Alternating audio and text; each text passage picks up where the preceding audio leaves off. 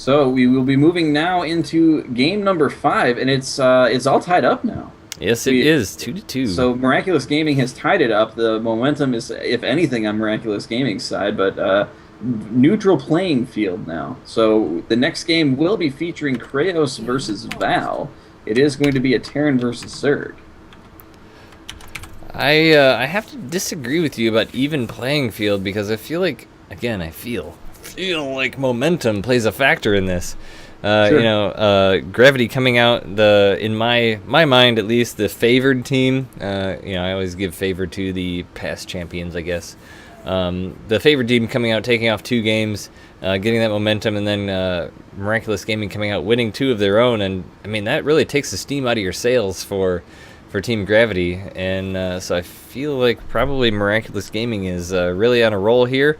So we'll see what they end up doing as we go into game number 5. The score of 2-2 on a beautiful map called Galaxy Viridian by the Galaxy Map Making Team, which SC2CTL has sponsored with this, has partnered with this season. And in the upper left-hand corner, representing Terran and Red and Miraculous Gaming, it is Val. And in the bottom left-hand corner, in the purple carapace, representing Zerg and Gravity, it is Kraos.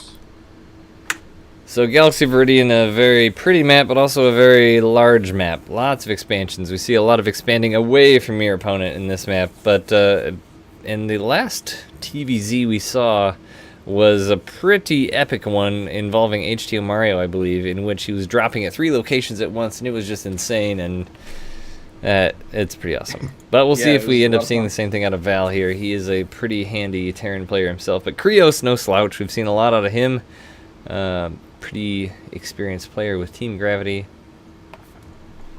Absolutely, and as you said, the players tend to like to expand away from each other in this map. It is really tough to kind of defend, especially in this kind of spawning location. If you're diagonally spawning, that's one thing. Then you kind of have free reign. But in this type of scenario, we're probably going to see. Either you're going to see expanding towards your opponent somewhat to try and be more aggressive, but more likely is kind of a little bit away to try and put your army in between your opponent and yourself. And so Kraos is going to be the one taking more bases sooner. We'll see how he chooses to go here, but it looks like they're probably going to play a little bit more conservatively, I would imagine. Yeah, Overlord is on its way across and is going to see where Val is here right quick. With the barracks finishing up, looks like there is a gas. Looks like to see a Reaper here pretty soon. And there it comes. So Val is going to use that Reaper to get all the information he could ever want. And another Overlord is heading across the other way as the Overlord initial is heading into the base of Val. Likely going to be turning around that second one. Or maybe not. We'll see. Spawning pool is half done as well. So he is going to have a queen at least partially almost on its way done here on the way out, but also Troy posting the giveaway in chat. They'll be so kind as to go to SC2CTL.com/giveaway. We gave away code already. Like and follow all the things on that page. Get entries, get codes with your viewership here. And the first code of the day was Sports Ball. There, I said it. Yes, it was.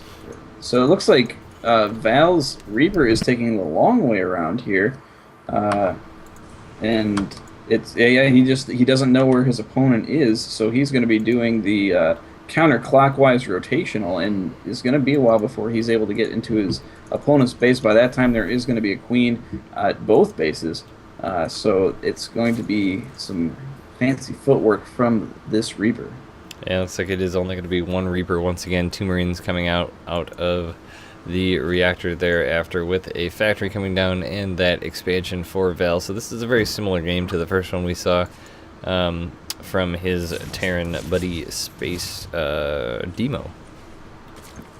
Yep. So Val is moving in now with that Reaper, and did get cleaned up real quickly. Got trapped between the Zerglings and the Queen, so didn't get a whole lot of scouting done, but was able to find his opponent. Yeah, didn't see much of anything. Didn't even see the spawning pool, but obviously with seeing that gas there, can imagine what's going on.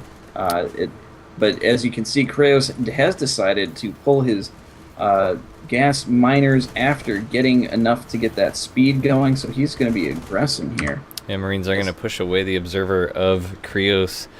Not able to kill it, though, as the Marines showed up to the party a little bit too late, but Hellions coming out.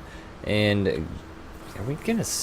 I'm guessing we're not going to see Banshee here, but that's something that we've seen semi-regularly along with the few Marines and Hellions, especially with the more mech-heavy players, as that's something that's been happening a little bit more lately. But the wall wasn't quite finished. A couple of Zerglings worked their way in, but the Hellions ended up taking it out. Large number of Zerglings ending up down here at the ramp, and accidentally almost gets surrounded there, but there's a nice choke to work through, and there's a big hole in the main base, and it... Oh my goodness.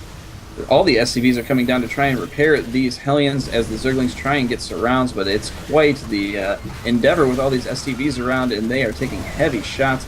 And it looks like one Hellion finally does fall, but that's all that there is to have been done after 20 Zerglings were into the fray there. So not as much done by Krios as he would have liked. However, that was a lot of lost mining there by Val. Absolutely. 10 more Zerglings in production now. Roach Warren in production, and Krios is amping up his gas production, getting those gases, taking that third base, kind of in the 6 o'clock position on the map. And looks like Val is just continuing to kind of build those Hellions. He's got that reactor on the factory, moving Viking. A single Viking going to be chasing down the Overlords, dispersed with that, and behind that making medevacs. Sorry I left you hanging there a little bit, Gallegation. Allergies happened. It's a thing that goes down in these parts once or half of every year. It does happen, that's for sure. Now, looks like Krios is trying to get his creep spread moving here, too. That's something that we haven't really seen a whole lot in this match so far, is creep spread by our Zerg players. It's actually kind of interesting because it seemed like we saw a lot of creep spread for a long time, and almost seems like it's just kind of been ignored by a lot of Zergs in a lot of matchups actually lately. Yeah, it really has. Honestly, at Home Story Cup, with seeing Scarlet actually spread the creep across the map, it was interesting to see creep actually make it all the way across the map. Yeah, she definitely is good at doing that creep, and it's important. I mean, if nothing else for the vision, but also that speed boost on your units is just good times all around for the Zerg player. So Overlord is heading across the base of Val here. He's going to see 2 factories and a 3rd factory. So he's going to know that there's going to be some mech coming his way.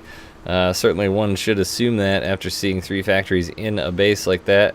But he's also going to know that he's not going to see a huge amount of pressure here. Just a little bit of poking and prodding here from these Hellions. But there is a medevac coming in with 2 Widow Mines in it, Gallegation. No detection in the main base. That is going to be hurty for sure, and the drones are getting pulled. Queens are kind of trying to take the brunt of that damage. 1 drone, 2 drones got killed there, and now they're back to mining as, yep, the observer is coming in, so those are going to get cleaned up. Oh, roasty toasty going on at the natural expansion, though. All the drones are lined right up for these Hellions. Oh my gosh, huge hits, taking out almost every single drone at that base. That was awful. 20 workers killed in total by Val so far. Everything just lining up for these Hellions. I know, wow. There's the GG. Wow, that was pretty awesome. Yeah, so that brings a whole new definition to line them up. I mean, I think there was about 10 drones that got waxed in one foul shot of that of those Hellions, and that was just too much for Krios to deal with. He gave that up really quick too. I mean, he had the observer, he saw the factories. Yeah, I was kind of surprised by his choice of continuing to go kind of melee units there, but obviously there was some frustration after losing that many drones. They really got sandwiched in there, and then your Zerglings as well. So I can see why. I mean, obviously, when you lose that many drones, you're definitely behind, and it seemed like Krios just did not want to try and play that out to see if he could claw his way back in. So that is going to give Val the victory, putting Miraculous Gaming up 3-2 now, and making this potentially match point. They only have to win 1 more to advance to the semifinals and knock Gravity out. But will Gravity rally and come back and knock Miraculous Gaming out instead? We shall see. And